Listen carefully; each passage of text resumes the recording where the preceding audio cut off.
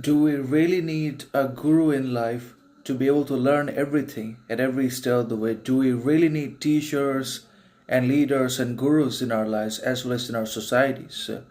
Obviously, who teach us everything, or to be able to be provided with all the necessary lessons and fundamental imperatives and basically virtuous wisdom in life? Obviously, the answer is both yes and no at the same time, because not everyone is already intelligent.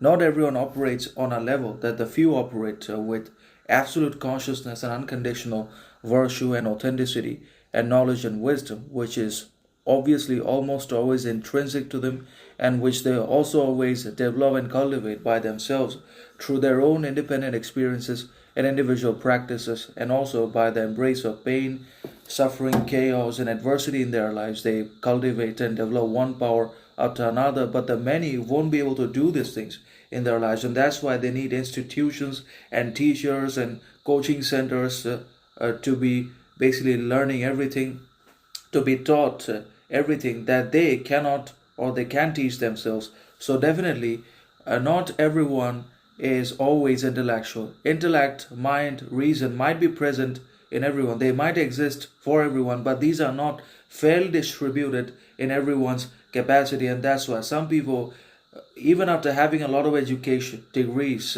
successes in their lives, appear to be very stupid, ignorant, and unaware, obviously vain, prideful, and arrogant when it comes to their real time action, behavior, habit. Then ignorance becomes their hallmark, because they don't improve, because they don't seek rectification and reform over their mistakes and errors. They don't make the unconscious conscious. They don't integrate the shadows. They don't develop consciousness because they don't want to become conscious.